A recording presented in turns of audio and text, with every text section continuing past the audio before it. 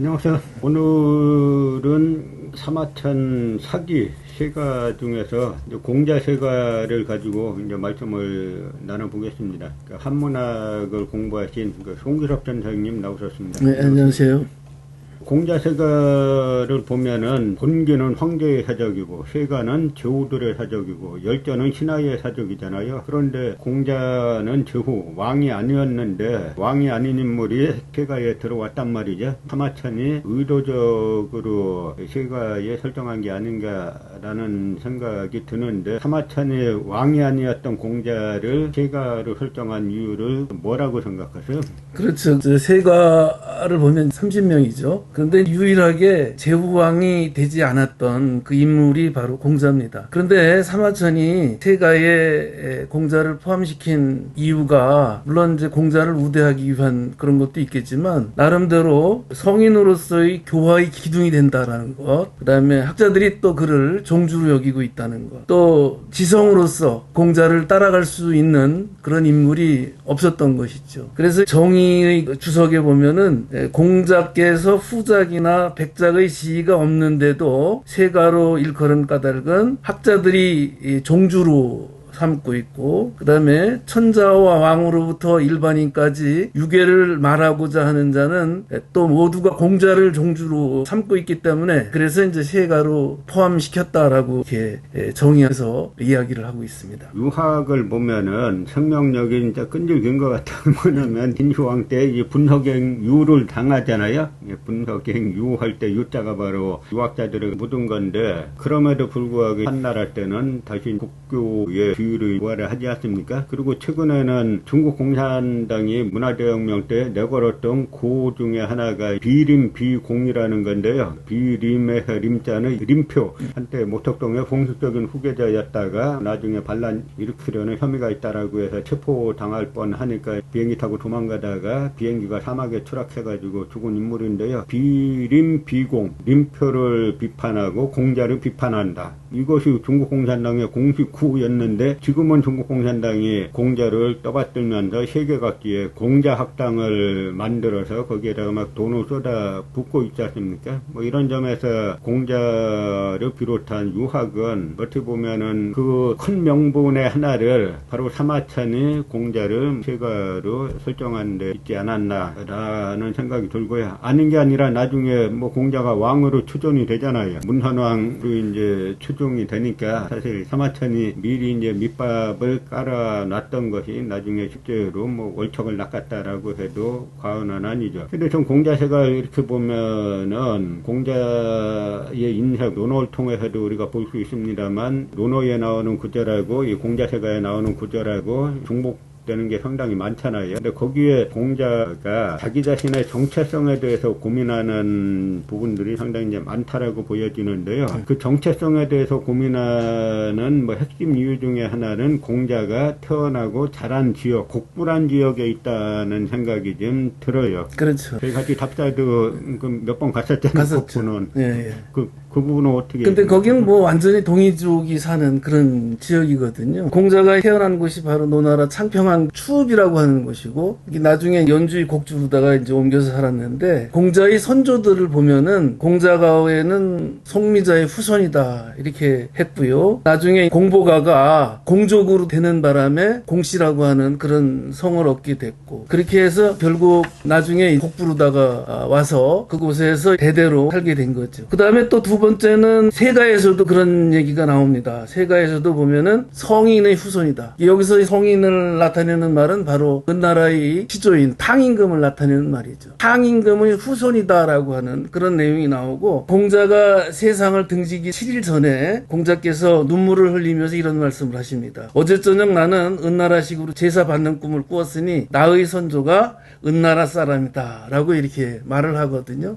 이런 것으로 봤을 때 결국 또 공자라고 하는 인물도 동이족임이 이제 분명했고 결국은 나중에 죽기 전에 자기가 동이족이라고 하는 것을 인정하게 된 것이죠. 그러니까 그 곡부를 예전에 그 수구라고 하는데 그 수구가 바로 황제의 탄생지잖아요. 예. 그 황제의 아들이 바로 그 맏아들이 소호 김찬씨고 다 이제 동이족 뿌리가 뭐 황제, 소호 김찬씨 다 그쪽 뿌리가 되는데요. 저희가 답사를 가보면 산동성은 지금 선동반도 뭐 하남성 할 것 없이 대부분 다 동이족 지역들인데요. 그 중에서도 곡부 공자의 고향인 곡부와 산동성 남쪽의 임기 두 지역이 이제 동이족 핵심 지역들인 거죠. 그러다 보니까 공자는 어릴 때부터 노는 것이 남들은 어릴 때 막 장난하고 이런 걸 좋아하는데 공자는 매사 용기 가지고 놀길 좋아했다 그러잖아요. 그렇죠. 예.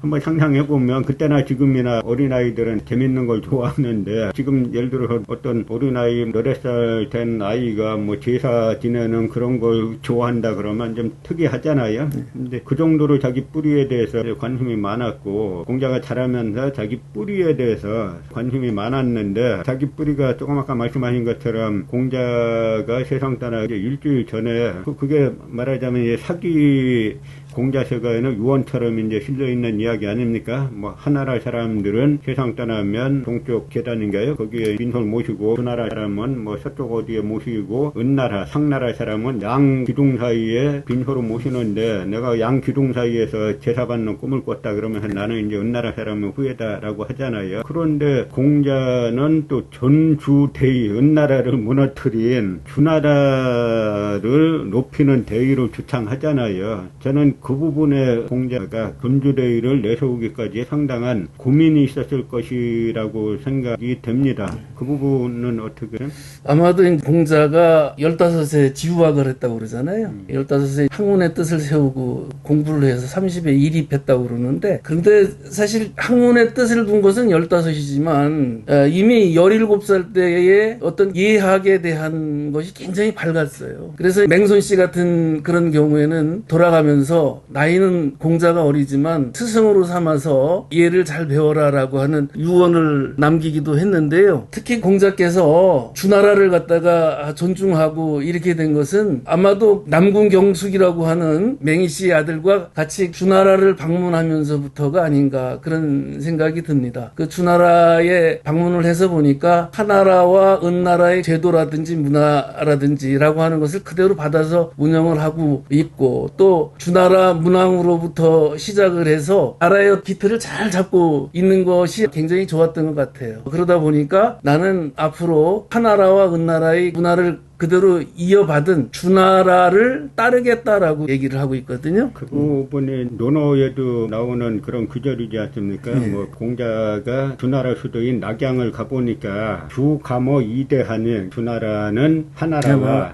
상나라, 은나라를 계승했다. 그래서 우국호문 이구나. 그 문화가 찬란하고 나면서 오종주하리라 나는 주나라를 따르겠노라라고 하는데 이때 이제 제가 보기에도 공자가 그 은나라 후예로서 그 은나라 왕족의 후예잖아요. 그리고 탕왕 성인으로 여겼던 탕왕 후예가 나중에 보면은 은나라가 망하고 난 다음에 송미자에게 계승이 되고 거기에서 이제 노나라가 나오고 하는 뭐 그런 상황인데 은나라 그러니까 공자 이름은 계보가 얼마나 정확한지는 모르겠습니다만 어쨌든 은나라 상나라 왕족의 후예인데 상나라 왕족의 후예로서 우리 상나라를 무너뜨린 멸망시킨 주나라를 내가 받아들일 수 있겠는가라고 하다가 그리고 이제 남궁경숙과 노나라의 실권자 중에 한 집안인 남궁경숙과 낙양을 가보고 나서 주나라가 그냥 은나라 하나라 문화를 다 파괴한 것이 아니라 그걸 그대로 계승했구나. 나는 주나라를 따르겠다라고 선언을 한 건데요. 그런데 저는 어떻게 보면 주나라를 따르겠다고 해서 전주대의를 이야기했는데 마지막 세상 떠나기 일주일 전엔 나는 은나라 사람의 후예다라고 한단 말이 후예가 담긴 말인지 무슨 말인지 그렇게만 나와 있으니까 해석은 그 다음에 읽는 분들의 몫인데요. 사마천도 제일 마지막 고기절을 갖다가 유언처럼 써놓은 속내가 좀 궁금한 생각은 좀 듭니다. 그런데 이제 공자께서도 평소에 후한서에 나오는 것을 보면은 동쪽 나라에 가서 가서 살고 싶다라고 하는 그런 말씀도 하셨고, 하여튼 동방예의주국이라고 하는 그러한 유의 말씀도 하신 것을 보면은 동이족이라고 하는 그 자체를 잊고 있었던 것은 아닌 것 같습니다. 저도 이렇게 공부를 하다 보니까 거의 평생 공부를 하게 됐는데, 공부를 해보면 해볼수록 우리가 너무 이제 조선 후기 유학자들이 사대주의 경향이 너무 강했고, 물론 이제 공자보다는 주자에 대한 이게 강해서 그런데 그런 부분에 좀 거부감을 가지면서 바라봤었는데, 결국 공부를 해보면은 인류 역사상 공자만한 지식인이 있었던가 하는 생각은 확실히 들어요. 그렇지. 모든 분야에 걸쳐서 특히 공자가 정학뿐만 아니라 음악에도 상당히 또 능하잖아요. 그렇죠. 네. 시경 자체도 무시 많은 노래 중에서 공자가 이제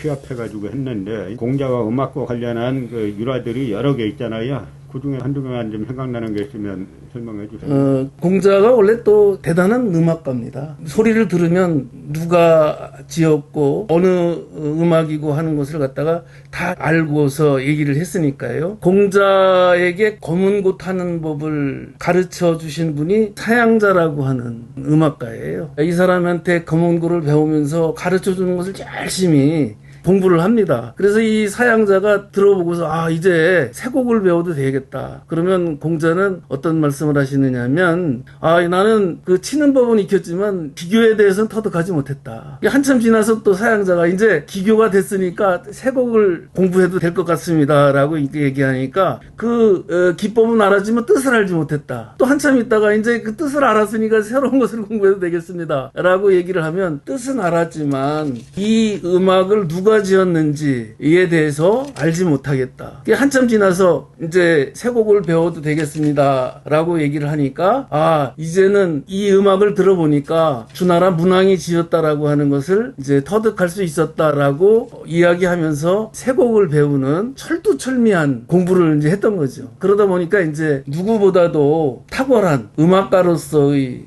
실력을 보여줄 수 있었던 거죠. 공자가 뭐 수학을 듣고 나서는 석 달 동안 고기 맛을 잃었다라고 그렇죠. 정도로 이제 심취를 했는데요. 우리가 흔히 쓰는 말 중에 진선진미하다라는 말이 있잖아요. 너무 좋은 걸 뜻하는 말인데, 진선 극도로 착하고 진미 극도로 아름답다라고 한 말인데, 이게 바로 공자가 순임금의 음악을 소악이라고 하는데, 밝을 소자 써가지고 소악이라고 하는데, 그 소악을 듣고 나서 이거 진선진미하다, 이 음악은 극도로 착하고 극도로 아름답다라고 평가를 하죠. 그런데 무악, 이제 무임금의 음악을 듣고는 진선자는 빼버리고 이제 진미하다, 그러니까 극도로 아름답다, 그러니까 극도로 착하진 않은 거죠. 무왕은 자기가 신하로서 자기가 임금으로 모셨던 은나라 조왕을 죽이지 않았습니까? 그러니까 착할 수가 없는 거죠. 그러니까 이런 거 보면 저희가 고대 사람들, 저기 오태백사가에도 보면은 음악에 대해서 그 음악을 딱 들으면 이건 어느 나라 음악인데 이 음악은 이렇고, 이 음악 보니까 저 나라 오래 못 가겠다. 이 음악이 바로 왕조의 중심이 없다는 그런 이야기들이 자기 오태백세가에도 실려 있잖아요. 그런 거 보면 저는 어떤 측면에서는 인류 역사상 최고의 문화를 뭐 지금이라고도 사람들이 착각하는데, 지금의 뭐 음악을 누가 듣고 그 음악을 극도로 착하다, 극도로 아름답다, 나라의 운명이 뭐 어떻게 될 거다, 이건 뭐 문왕을 노래한 거다, 그걸 누가 알 수 있겠어요. 이 시대가 제자백가가 활동하고 하던 이 시대가 어떻게 보면 인류 역사상 문화가 또 가장 번성했던 시기라고 봐도 과언이 아니지 않나 하는 생각도 듭니다. 이게 특히 그 공자께서는 육녀를 갖다가 하나의 사람이 태어나서 익히는데 기본으로 생각을 했잖아요. 그 중에 가장 중요한 것 중에 하나를 음악을 넣었거든요. 이게 음악이라고 하는 것을, 좋은 음악을 들음으로 해서 정신세계를 수양할 수 있다라고 하는 강한 의지를 가지고 있었던 거죠. 육녀도 뭐 과거의 육녀와 그 후의 육녀가 이제 정확하게 뭔지에 대해서 여러 의견들이 있는데, 그 중에 하나가 활 쏘는 것도 들어갔던 시절이 있잖아요. 그렇죠.